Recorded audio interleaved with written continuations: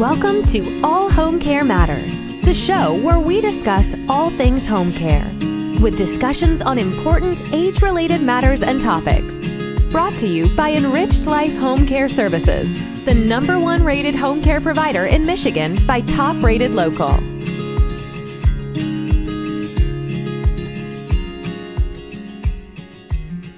Hello, and welcome back to All Home Care Matters. If this is your first time visiting us here at the show, we want to say thank you. We appreciate how valuable everyone's time is, and that's why we try to make each episode here at All Home Care Matters something that hopefully matters to you. On today's episode, we have a very special guest, Vicki Hoak, who is the Executive Director of the Home Care Association of America.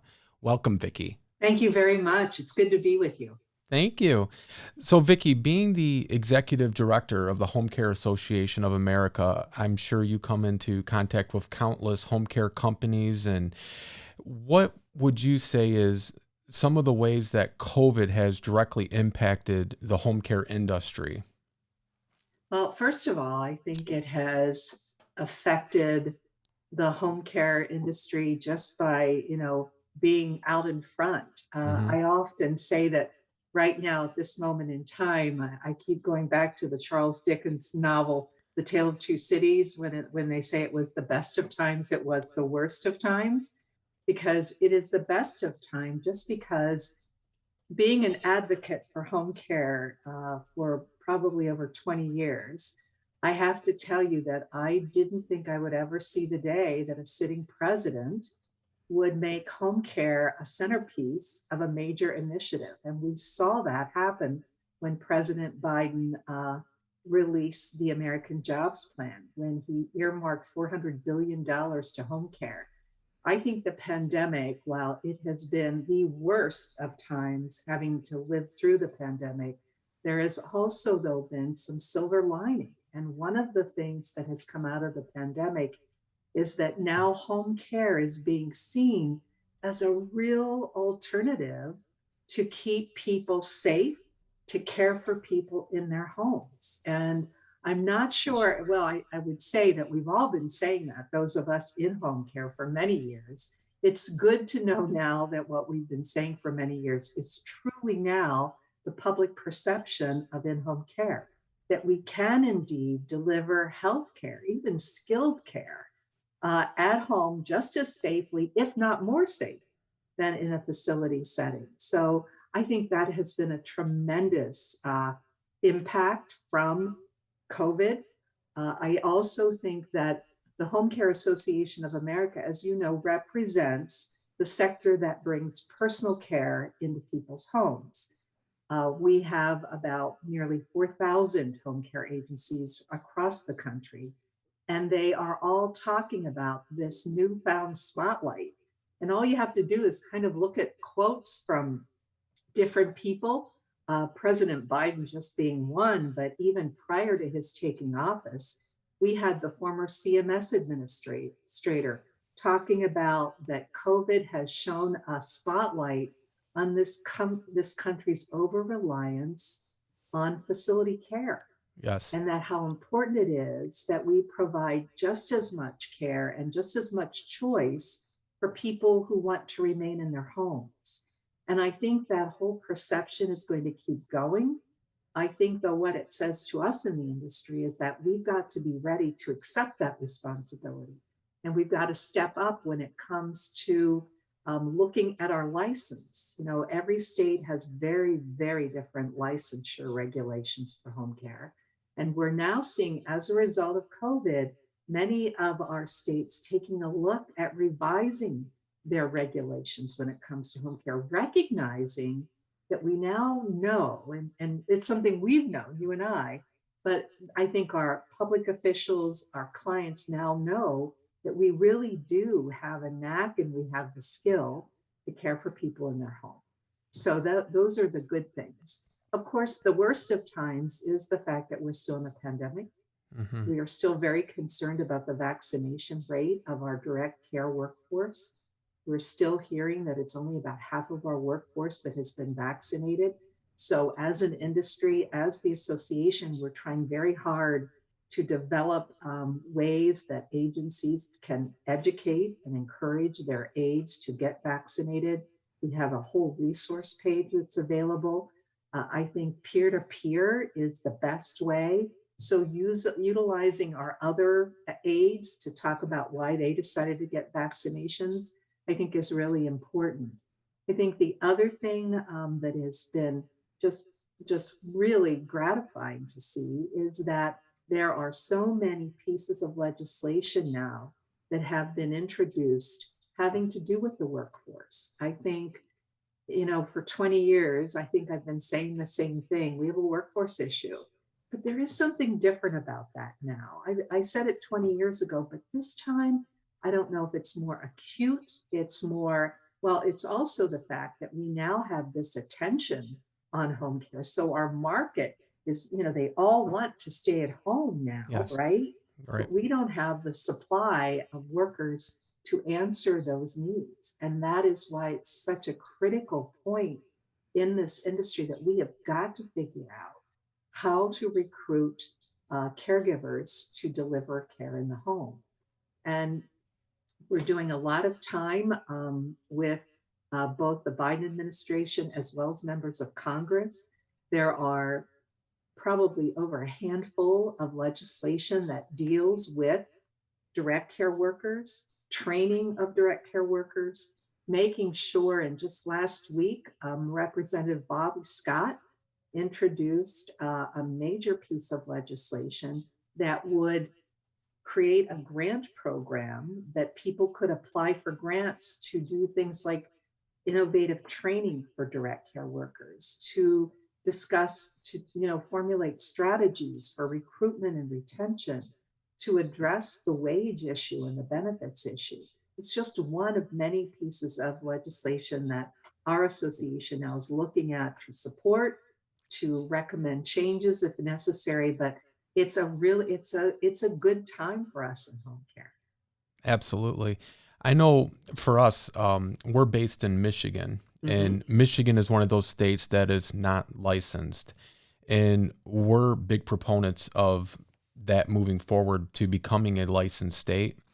So, what I would ask, do you see that as um, something on the horizon shortly, or are we looking at a long-term project to becoming a licensed state in a state like Michigan or one of the other states that is still yet to be licensed? Well, first of all, it's music to my ears that you are supportive of license. Absolutely, As a absolutely. national association, we support license for home care. It's Yes, really not even up for discussion. In right. fact, right now, we're really pleased that we have legislation in Ohio.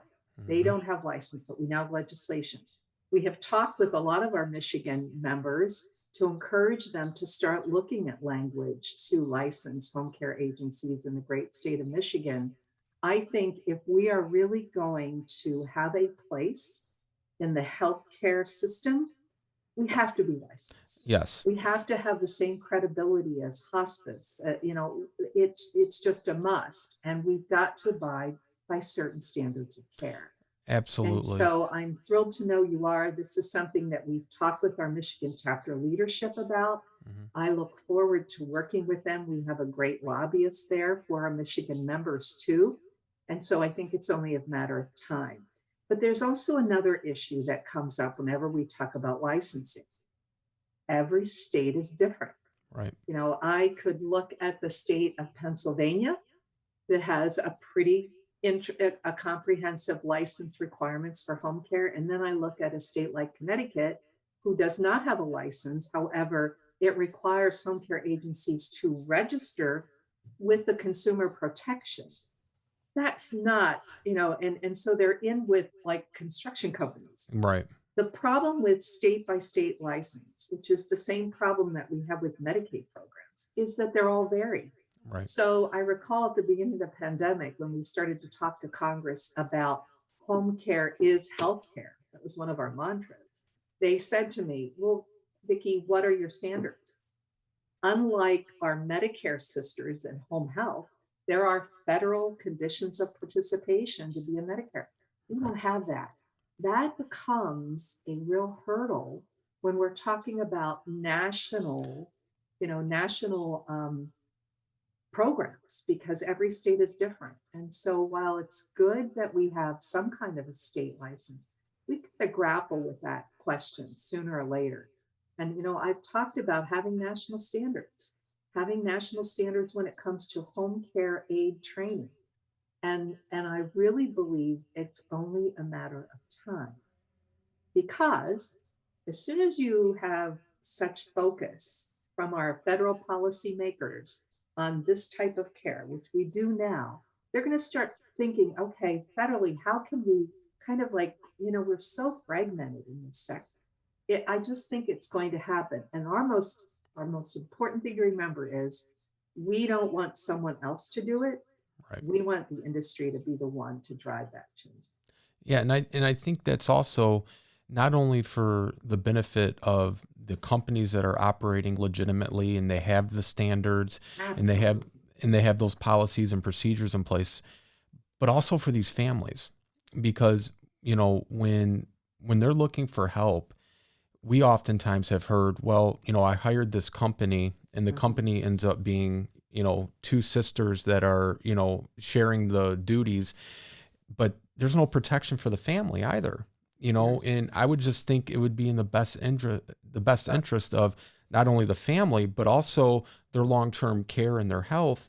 So if you have somebody who maybe last year had been working in a different industry or sector altogether, and then they get a phone call, can you help take care of this lady with me? It would be a good job, but they have no experience. They don't know how to properly transfer, how to properly lift, what might be a high sugar reading versus a low sugar reading.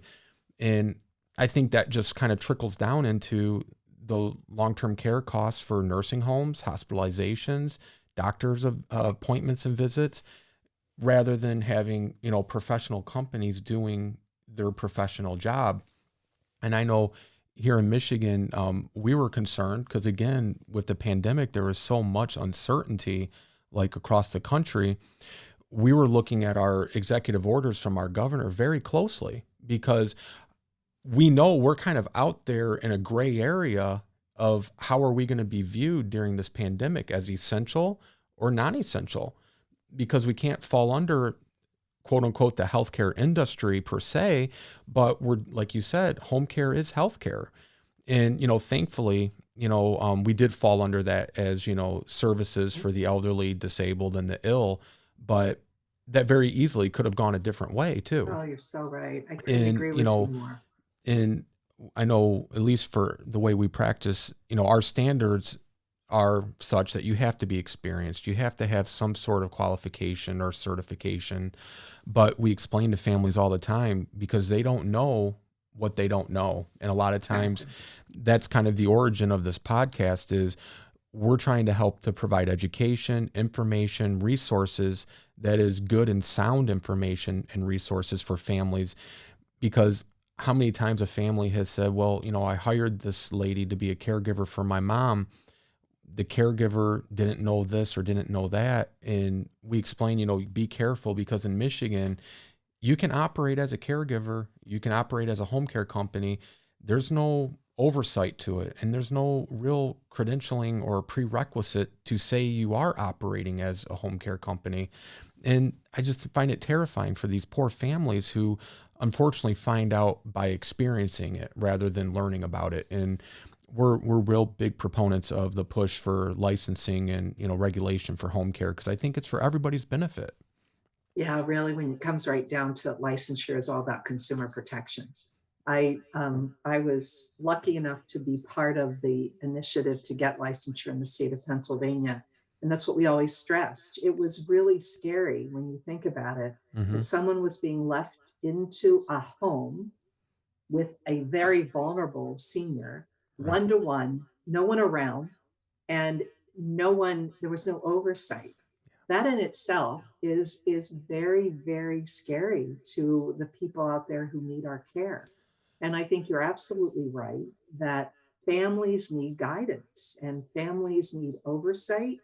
And I think it really is important that as an industry, I remember one of our legislators saying, you're the industry and you what? licensure. He couldn't fathom that thought. And I think it speaks to our industry that Yes. we truly do believe in that. And it's really ultimately for the consumer. I mean, Right. providers can keep doing what they're doing, but it's for the consumer. And literature after literature shows that long-term services and supports are so fragmented that our consumers, whether they be seniors, older Americans, or their family members, they just don't know where to turn because our systems are so difficult. Are you eligible for Medicaid in Michigan? Are you not? What is the private pay rate in Michigan? All of those things are really very overwhelming to that family who you usually know, right? When they're looking for home care, it's usually a crisis situation. Mom has fallen, she's broken her hip, she's in the hospital, she now is being discharged. Oh my goodness, what are we going to do? What are we going to do? Right. Yeah, yeah. And Yeah. so that's why many of these legislative initiatives, one being the expansion of home and community-based services, they all mention, it's interesting, they all mention the need for public education Mm-hmm. and also education. I'm not just talking about what's out there, but also some kind of education about folks, we need to plan Right. for long-term care, right? We've got to plan, we've got to save. What can the government do to help us plan for those costs that are going to occur later in life? Vicki, talking about the licensure and the oversight, do you foresee a possibility that it may skip the state level and maybe go to a federal level to fall under the Medicare guidelines rather than a state-led initiative? Well, it's really interesting that you should mention that because remember about 3 years ago, Medicare Advantage plans Hmm. now are permitted to offer home care under the Right. Medicare benefit. All right. And that was another night I celebrated. I celebrated the day that President Biden used home care as a featured, part of his speech. And then that time I went, oh my goodness, this is so great because there is now talk because Right. now Medicare Advantage plans are offering home care. Well, why isn't fee for service? When you turn 65, you have a choice to make. Are you going to get your care through fee for service Medicare, like the traditional Medicare? I go anywhere, I get, it's all paid for, whatever. Or am I going to go the Medicare Advantage plan where they will pay for everything, but it's restricted networks, right? But they offer other services, one being home care. And we see Joe Montana and all those folks, not Joe Montana, I forget who it is that talks about, oh, go with this plan because you can get home care covered, right? I do think that there was a discussion under the former administration about, well, why does someone that chooses Medicare Advantage get home care, but someone that's not really fair? And I do think there will start being discussions, and they're already happening, about how personal care in the home, and this is something that we've got to remember. If you can get 2 4 hours a day, every other day, of personal care in your home, we are seeing studies prove that you can reduce that individual's healthcare costs Hmm. because that someone, that aide in that home, can make sure they take their meds at the right time, at the right dosage, they eat well, and they're also monitoring them. So as soon as something's a little bit off, this, our Yeah. aides are so tight with their clients that they Absolutely. pick it up right away and so often can really alert before there's an emergency room visit. And so I think you're going to start seeing it. I do. And I think you're going to perhaps start in the Medicaid home and community-based services access legislation that has been proposed. It talks about expanding Medicaid eligibility. So more people would be eligible for Medicaid because we know, you have to be very low income to get Medicaid in-home services. You also have to have a functional limitation test, right? And so often there are people out there that are just over that income eligibility. They have money, but they can't afford to pay home care privately. Right. And so what will we do? We require them to impoverish themselves before we give them care. That's not right. So I No. think you're going to see some movement there too. Well, and speaking of reducing healthcare costs, I don't know if you've come across this in your professional career. We have had a family who they had Blue Cross Blue Shield, Mhm. and they called and they needed assistance and they needed help 8 hours a day, 5 days a week. When school year was out, they didn't need help because their spouse was a teacher, so they would be home during the summer to help them. Mhm. And our initial reaction is Blue Cross won't cover this, unfortunately. And so their case manager actually called us directly and said, I know you're probably thinking, and I don't blame you, that there's no way, and you're right. However, we actually assembled a team to do cost analysis. And we came up with the fact that it's more cost effective to let this person stay at home. And we have decided to go ahead and pay for their care, because if the alternative is we would have to put them in a facility and it would just not be cost effective, and they're going to probably thrive and prosper better being in their home. I said, there's no probably, they will for sure. But Absolutely. I've never heard of this. And she said, no, this is a very unique case. But, I'm thinking to myself, well, if Blue Cross Blue Shield looked at it this way for this person, Mhm. you would think more insurances and there's more people Yeah. where you could probably make the same argument, Yeah. And I you think know, that's going to start. I think right now, one of our initiatives at the Home Care Association of America, we have a data and research work group that is looking to develop a demonstration project that will be open to our members, to have X number of agencies say, okay, mhm, we're going to be part of this demo.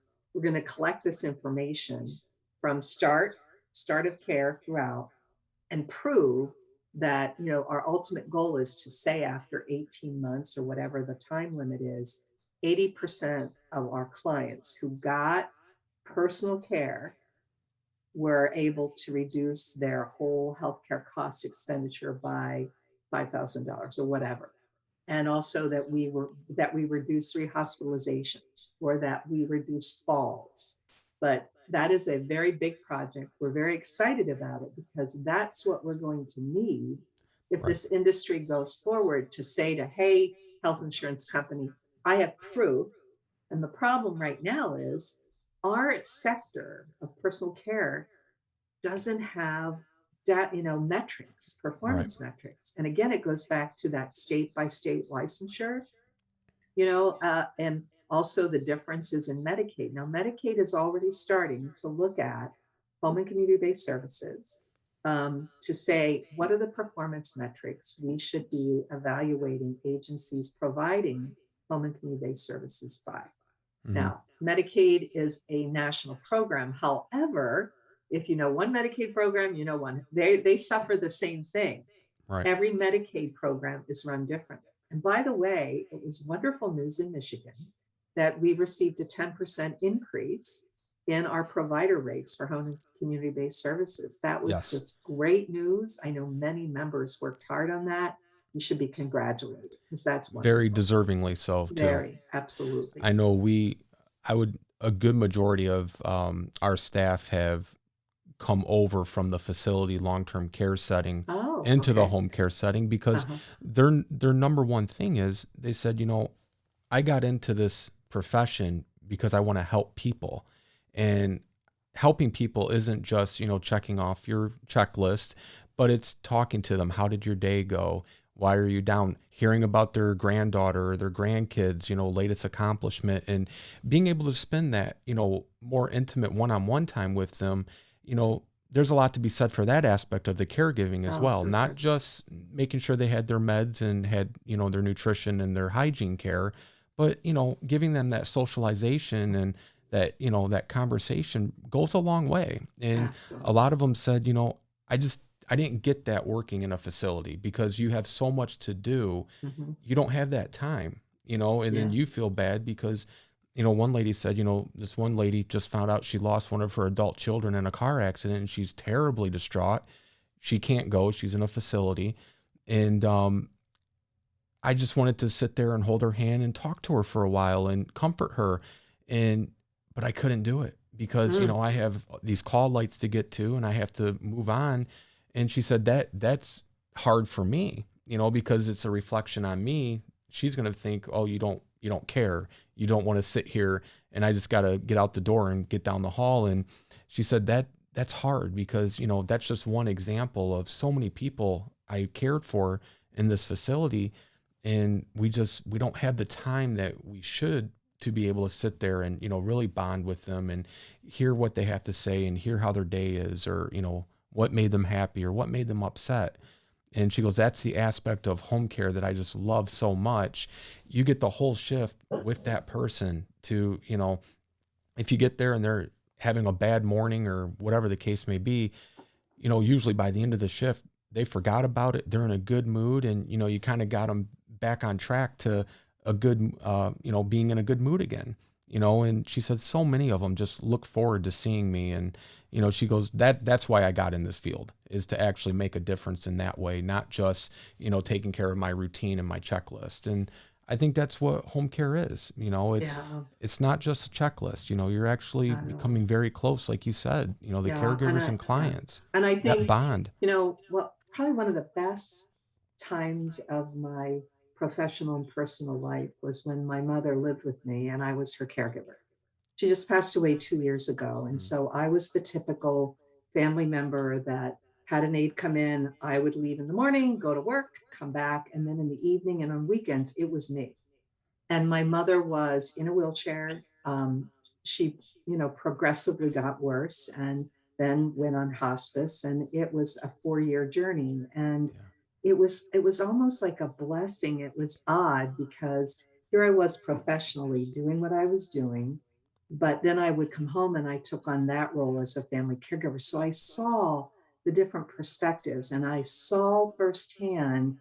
I have 3 sisters, but now I have 4 because that caregiver for 4 years was like she was a part of the family, Yeah. and she engaged my mother, and my mother loved her, and my mother never felt alone when I wasn't home, and I trusted her. Yeah. And so I saw firsthand what we can do with home care aides and the lifeline that they provide not only to the client but also to your company. And and what was always worrisome during the pandemic was the isolation that our Right. older Americans felt. And I felt so much better knowing that our folks that were receiving care in the home had that person coming in, and they could bring in people. Of course, we had our safety protocols, but it was just good. And then my heart would ache for those people. And I had so many friends and family that went to the window of the nursing home and how Yeah. hard that was. And I think it's important that we never, there's always going to be a place for nursing homes in our continuum. But you and I both know that the first option should always be, what can we do to Mhm. keep that person at home, living as independently as possible for as long as possible? Absolutely. Absolutely. I know, just one quick story. We had a gentleman recently we started helping just about 6, 7 months ago, and he was in a private group home. Hmm. He didn't want to go to a nursing home, didn't want to go to rehab. And the group home during the pandemic would not allow his family in to visit. He was never married, had no children, and he had suffered a stroke that left him with left sided paralysis. And he was just horribly miserable, deeply, deeply depressed, as you can imagine. And all he has is siblings, and they don't live close by. And so they coordinated everything to get him to his home as soon as possible. And he's a fairly young man considering. And, he has said ever since he's gotten home, he's going to stay there until the day he can no longer do it. And he said, if I had to be in a facility, he said, I would just give up, because one, he's got the paralysis. So he's bedbound without assistance with transferring into a wheelchair. And he said, just being in that private group home, that was only 6 rooms. He said, most of my day, I'm just in my room staring at the wall. He said, you cannot imagine Mm. how depressing and isolated I felt, because the group home had 2 staff for the 6 rooms. It was a 2-to-6 ratio. He said, and unless they had free time, he says, I would just lay there. He said, I could not wait to get home. And he just, that is somebody who truly appreciates what it means to be able to be home, because, Hmm. his house is beautiful home. He's newly retired. Oh, Then good. he has this stroke out of nowhere that has left him like this. And, no family other than his siblings. And like I said, they don't live close by. we are his family, Of you know, course. and Yeah. he will do anything to stay in his home. And his doctor said there's no reason you can't. You're not relying on any sort of medical treatments Mhm. right now that would That's prevent right. you Right. from being in the Hmm. house. But he just is thankful for the opportunity, because he said, if I went back in one of those facilities, he said, I don't know how long I would make it. He says I would just Mm. give up. So when you're telling your story, about the people visiting through the windows and things, I can't imagine the agony, not only for the families, but for Mm. the individuals that were on the other side of the window. Who knows when they would get that interaction or that Yeah. time to, Hmm. reminisce with their loved ones. And it's been Absolutely. it's challenging without a pandemic. Then you add the aspect of the pandemic and the restrictions. It's been very, very hard on these families. And, Hmm. we have seen quite an increase in families now choosing home care who hadn't thought about it before, Right. because they were looking for alternatives. There's got to be another way. And so they're discovering home care anew that Hmm. they never considered before. So it's been challenging. It's been challenging, and some of these stories are just enough to break your heart. Hmm. And we hope that with the licensure hopefully coming to Michigan sooner rather than later, like you said, regulation, the states, we have to have that licensing, or else you can't be considered, I feel, legitimized for the licensing because your state isn't requiring it. Hopefully that will be sooner rather than later. And I also think it will give a sense of legitimacy to the staff too, because I know a lot of staff, they they get confused between what it means when you say, well, we're a non-licensed state or we're a licensed state.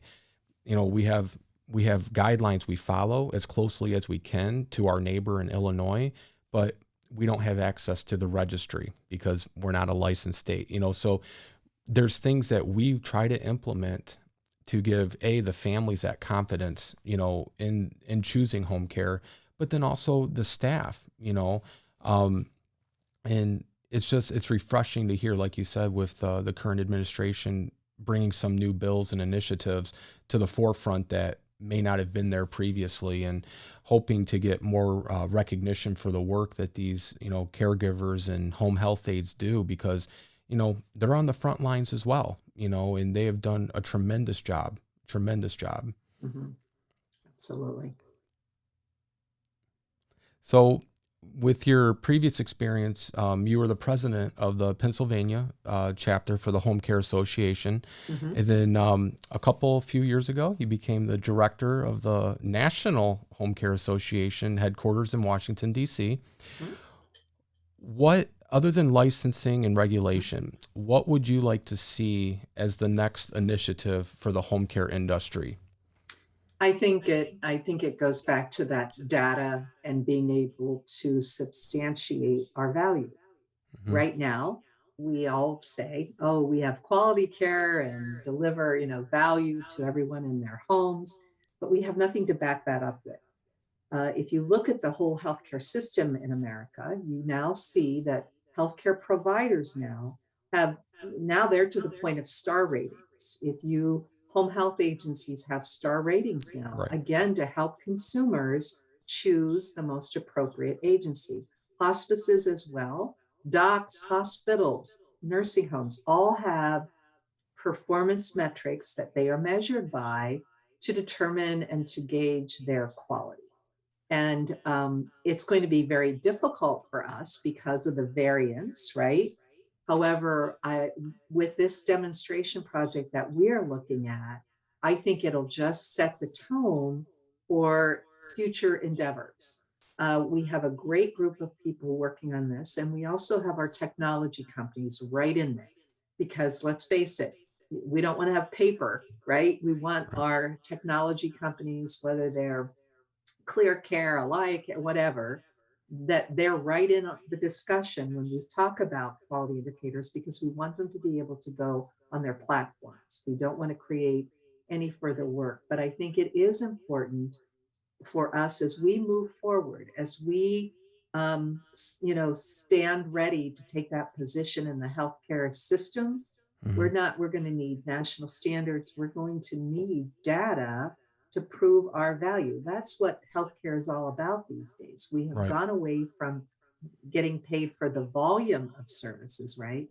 Now we're getting paid for value. That's why, for instance, hospitals, the federal government looks at their readmission rates, and they have penalties levied against them if their readmission rates keep going up. And so right there, you know that that hospital is really interested in making certain that when someone is discharged, they don't come back. So how do they do that? Oh, they might refer that person to a home health agency.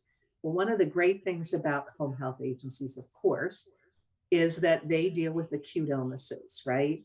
But there are certain requirements. They can only be there until that person gets better. They're very strict. I remember reading a study years ago that said they did a survey of former home health patients, and they talked about when you were discharged from home health. An almost amazing high percentage said, well, they discharged me, but I still couldn't take a bath by myself. Well, that's where personal care comes in. But Right. there we are in such silos that we don't get it. That this healthcare should wrap all the services around the individual. And no matter what you need, you can get it. And our consumers, our general public, they do not know the difference between home health and home care, nor should they. And I Right. mean, we want them to understand it, but the bottom line is they need care at home. They need care, whether it's medical care through home health, end of life care, hospice, or personal care.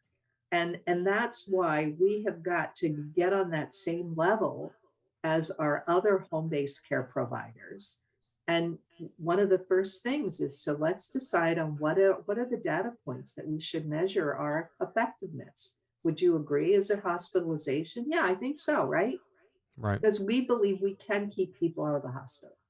Number two, just having that aide in that house can really reduce any falls, which are so, right. And then the other thing is medications, just being there to help that. I don't know how many calls agencies get in a day saying, my mother is really having trouble taking her medications on time or taking too much. Right. Can someone come in to help? It's all of those kinds of things that we are right now challenged because some of our state license, are very restrictive. We're right now in Illinois attempting to make certain that our home care agencies can do the things that they need to do because of what their clients are asking them to do.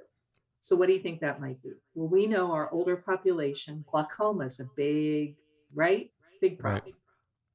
So they need eye drops. Eye drops, do you think eye drops are medical? But yet, a lot of our home care licensure regs do not permit our aides to. So it's all of those kinds of things that come into play when we start looking at licensure. Mm-hmm. What is it that we need? Because if we don't do it, who's going to help the family? That's where I Right. always come down on, right? Who's going to Yeah. do it if we can't? Who's going to do it? And I think too, another thing that the pandemic, I think, has shown us, our healthcare infrastructure it's not infallible. I mean, we got to capacity really quickly, Mm-hmm. and having that support in the home on that front line could help reduce that risk, to reduce those admissions and those ER visits. Absolutely. But one thing I was going to mention too, like you said, families aren't going to know, and they don't really need to know the difference between home health and home care at the time. They usually find out when they'll call and say, I got a prescription.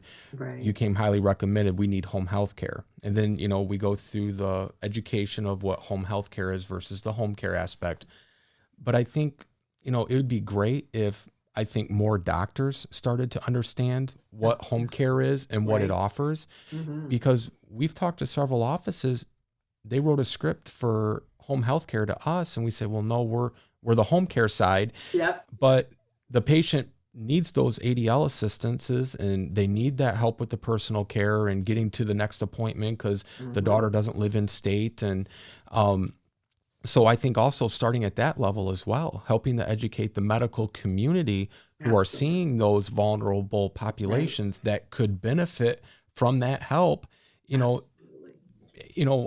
A quick story for us. We we had a wonderful, sweet lady that we were taking care of, and we were with her 24/7. And one evening, she was starting to have a stroke. Our aide recognized it immediately. Golden hour rule went into effect, called 911. They got there. They got her to the ER, started her on the thrombolytics, and then she got admitted. In 48 hours, we met the family at a conference room at the hospital. They were about to meet with the doc, and he was insistent on her going to a nursing home. He said because she could have another one of these in the next couple of days or next week, but now she's at a very great risk for having another stroke once she's had one, and she lives alone. Well, the family said, mom's 89 years old. She doesn't want to go. She's insisting on going home. And he said, well, I can't let her go home alone. The other sister quickly spoke up and said, well, no, she has home care at her house 24 hours a day. They're the ones that identified she was about to have a stroke and called 911 and got her here. Well, now all of a sudden the doctor said, oh, well then, yeah, she can absolutely go home. Yeah. My point is though, and the other sister said, and what if she was having a stroke in her nursing home room and the aide doesn't come by for the next hour or two or until it's dinner time? It would be too late at that point, and she wouldn't have the wherewithal to, push that call light, So I think that education with the medical team on that level, I think would be so beneficial because, they might make different decisions too, knowing that a family has professional help behind them and that somebody's not going home to an empty house, and I think we're making strides. And I think a lot of that is for the great work that the Home Care Association's doing and your leadership, Vicki. We just appreciate you and your time and for talking with us today. And I think a lot of people will get a lot of good information out of your time here with us. Well, thank you for the opportunity. It's been delightful talking with you. Yes, absolutely. And, we support the Home Care Association completely and just really appreciate all the great work that the organization does. It's fantastic. And I tell people who are in the field, if they're not a part of it, they need to be a part of it because it's so important, not only for the profession, but also for the families. Yeah, absolutely. Thanks for the opportunity. It was great. Thank you for joining us today at All Home Care Matters. All Home Care Matters is here for you and families as they navigate these long-term care issues. We invite you to please visit us at our website at allhomecarematters.com, where there's a private, secure, fillable form where you can give us feedback, show ideas, or if you have questions. Every form is read and responded to. We also want to take a moment and thank Vicki Hoak again for taking her time out to visit All Home Care Matters. You can visit All Home Care Matters on YouTube and on any of your favorite podcast streaming platforms. Just make sure to hit that subscribe button so you'll never miss an episode. Join us next time when we will be discussing sundowning syndrome. Thank you so much. Thank you for joining us today. We look forward to you joining us again on another episode of All Home Care Matters. To learn more about the show and to connect with us, visit us at allhomecarematters.com.